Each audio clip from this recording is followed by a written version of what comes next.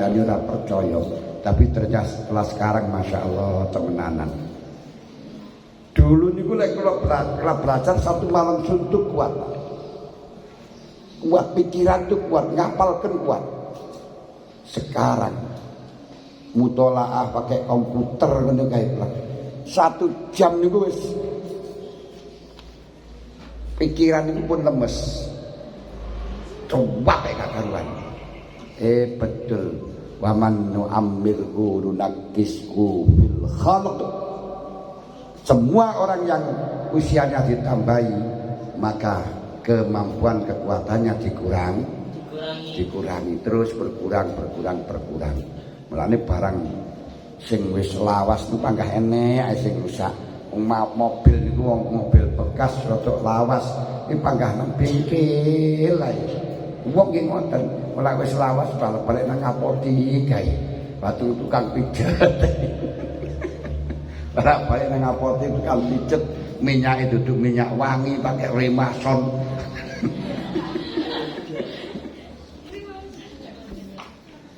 Arabi ayakna minal kutalibas bimata yasar. Dalam waktu belajar jangan bersaing dalam masalah pakai. Lalu bagaimana? Terimalah bagian yang kau dapat, yang kau punya. Saya dulu niku nang pondok niku sarung ya siji penjumba ya dinteni. Siji niku sarung niku penjumba dinteni. Enggak seperti sekarang masya Allah. Bagian ndak karu-karuan. Jadi terimalah bagian seenake. Fasabru ala adnal ais yanalu sa'atal ilmi. Siapa yang tabah, siapa yang sabar dengan kehidupan yang sederhana, maka harapan mendapatkan ilmu yang leluasa. Niki lho, iling-ilingen.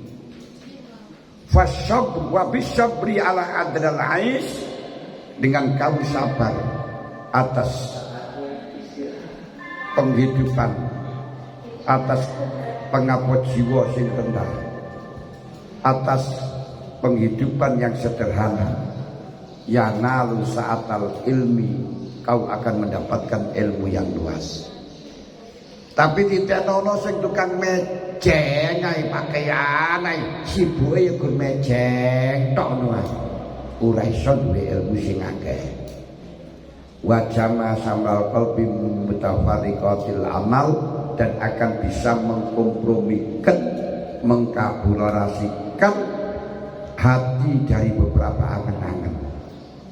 Iku lek wong sederhana, lek gak sederhana kan pikirane kepengin iki, jaluk iki, terus kepengin jaluk iki. Yo akhirnya bingung belajar gur mikir iku tok ae. Ang pondok mikirin lagi wong tuane kepingin iki neh, jalan tukokno iki neh, jalan tukokno. Berarti sesuk ya dipikir niku mawon. Kalau saya dulu memang gak pernah punya pikiran semacam itu karena saya prinsipnya pokok bisa mondok untuk mawon gak pernah dikirim. Jadi hanya cengkir kencengi pikir, hanya bisa berpikir saya harus mondok, tak perlu dikirim, gak mungkin akan mati karena kelaparan. Saya harus berkhidmat, saya harus bisa walaupun tidak punya modal. Cita-cita semacam itu. Betul, saya itu gak pernah namanya dikirim dari rumah, ini gak pernah. Karena saya kelas 4 ibtidaiyah sudah ditinggal oleh orang tua. Tapi dengan itu saya juga bisa, saya mengatakan saya tidak akan kalah dengan orang kaya, tidak kalah dengan orang-orang yang dikirim. Rugi orang-orang dikirim, saya tidak dikirim kok kalah.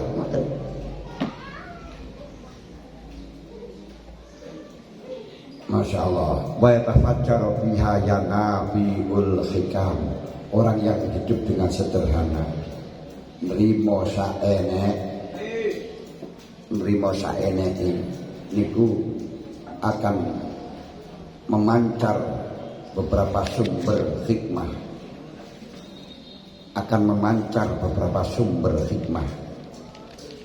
Tapi aneh, wong lek wis kadung diwenehi bakat menerima seadanya, walaupun sekarang makan dan tidak ngerti apa yang akan dimangsa besok, yang dimakan besok. Niku sama sekali tidak merasa susah, tidak merasa khawatir, karena terbiasa. Gak menggantungkan. Tapi yang biasa kiriman sedikit wis bingung sesuk mangan apa, Qala Imamuna Syafi'i radhiyallahu anhu la yuflihu man talabal ilma bi izzatin nafsi wa sa'atil ma'isyah walakin man talabahu bi dillatin nafsi wa dhaiqil 'aish wa khidmatil ulama aflah. Iki dawuh Imam Syafi'i. Imam Syafi'i itu sudah teruji keberhasilannya menjadi imam seluruh dunia. Dia bukan dari keluarga yang kaya, melainkan ditinggal mati ayahnya, dia dalam keadaan yatim. Tidak yatim kan punya bapak orangnya yang biayai, tapi cita-citanya luar biasa. Ketika sejak belajar belajar di Mekah, kemudian pada tamat angkatan dasar. Terus ini tamat SD ditanya oleh teman-temannya, setelahnya ini kamu akan belajar kemana? Syafi'i, ya Ahmad bin Idris. Saya akan belajar ke Son'a. Nah, terus dia lari ke sana, terus belajar ke Imam Malik. Nah, setelahnya belajar ke Imam Malik, datang ke Imam Malik sowan untuk belajar, untuk ngaji. Tapi Imam Malik sudah bisa melihat, sudah bisa membaca betapa cerdasnya anak ini dan kekuatan pikiran anak ini. Ditanya oleh Imam Malik, "Ger, kamu ingin belajar ngaji, modalmu apa? Sangumu apa?"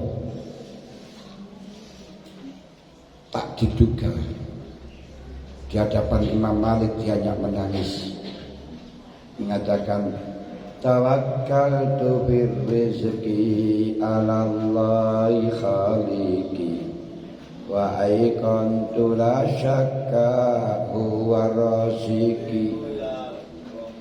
Akhirnya Imam Malik menangis melihat anak masih kecil. Itu setelah 10 tahun, 7 tahun, karena beliau 10 tahun itu sudah hafal muwatta. Atau Imam Malik usia 10 tahun itu sudah menguasai kitab muwattanya Imam Malik. Ditanya oleh Imam Malik, "Kamu bekalnya apa mencari ilmu, Ger?" Jawabnya hanya, "Tawakkaltu birrizqi 'ala Allahi khaliqi wa aiqantu la syakka huwa raziqi." Saya yakin, saya tawakal kepada Allah yang telah menjadikan aku soal rezeki. Wa aiqantu la syakka huwa raziqi, saya yakin tidak ragu dia akan memberi rezeki kepada saya. Gak mungkin saya tidak dikasih rezeki.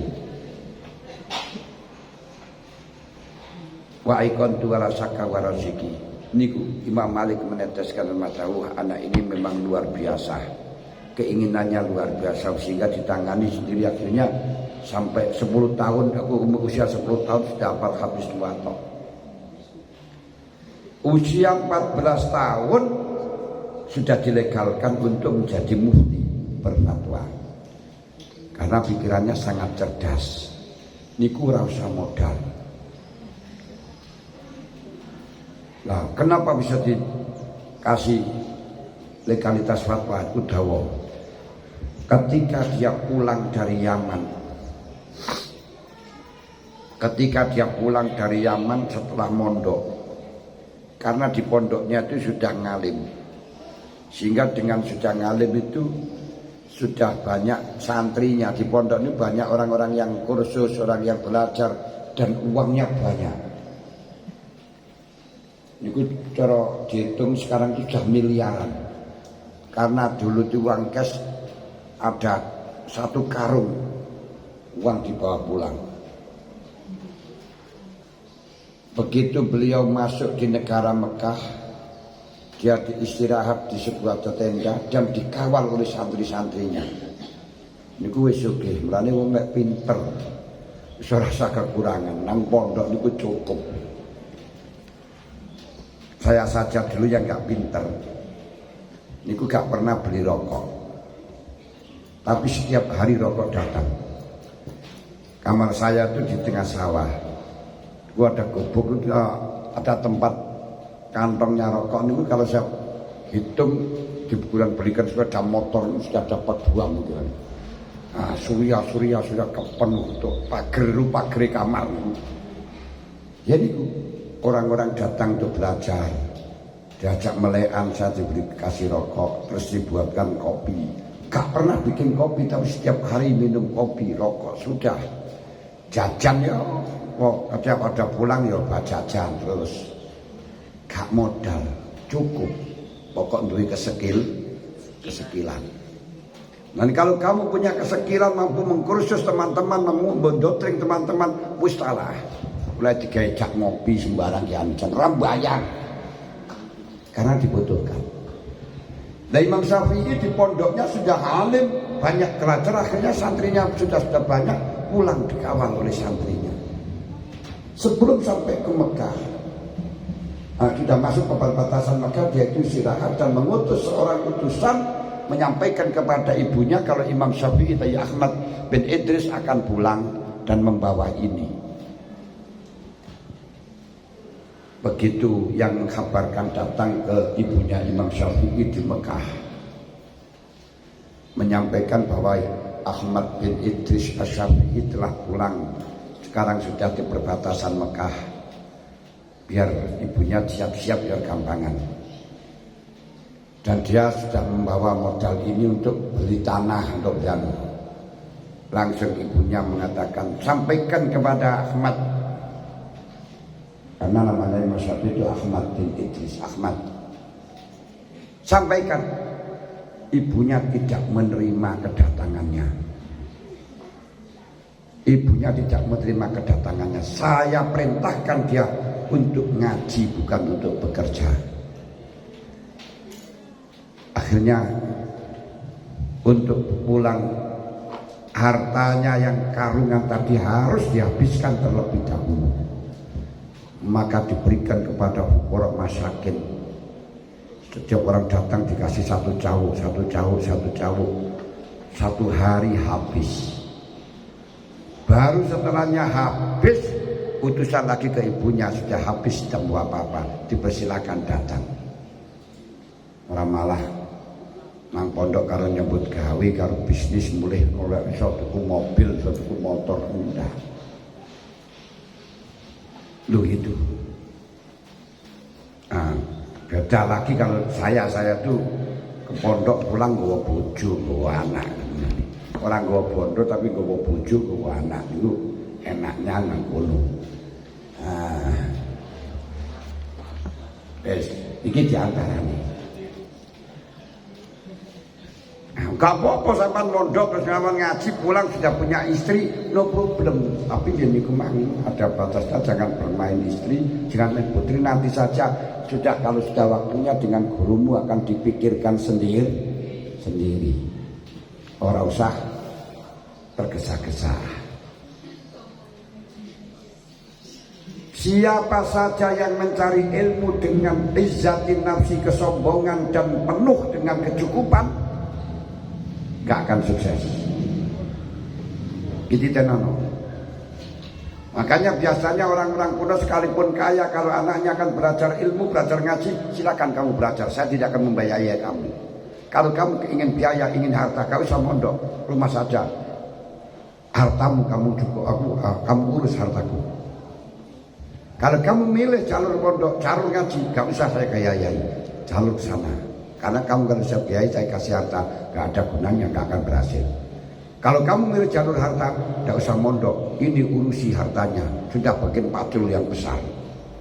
Nang sawah-sawah bapak ibu tadi urusi itu betul. Walakin man talabahu bidillil nafsi wa daikil ais wa khidmatil ulama aflah. Siapa yang mendapatkan ilmu, siapa yang berusaha mendapatkan ilmu dengan cara hidup sederhana, kehidupan yang sulit, dan khidmah kepada para ulama, dia akan sukses.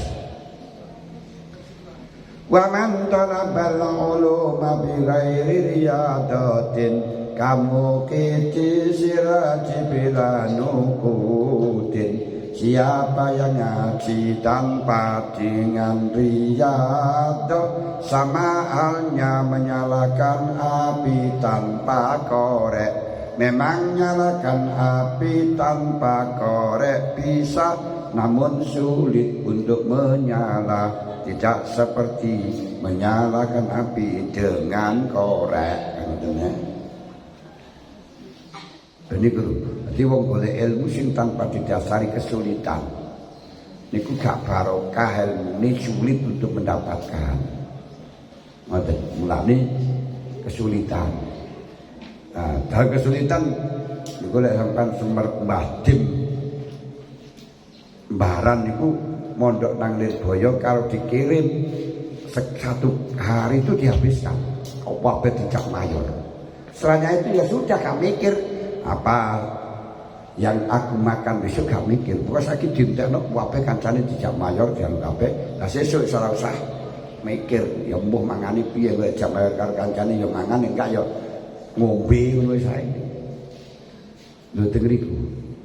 Riyado aja gampang narjet wong tuwa. Kaya riman bala-bala wong tuwa ditarjet ae. Khawatir nanti kalau orang tuamu ditarget terus gak dapat, akhirnya ngawur di dalam mencari biaya, mereka orang duit biaya. Ini bahaya. Makanya sampaikan kepada orang tuamu, wahai orang tua, kalau kau tidak mampu biaya, silakan anakmu doakan saja. Nanti saya akan mencari biaya. Mungkin ison. Lah nang kene piye? Mau nang Pak Firman kok piye carane? Kadang ngoten. Pun dari sini ana sing tekok ora. Nggih. Kan ini di sudah terakhir melakukan semua kepada anak-anak terkait dengan zakat fitrah.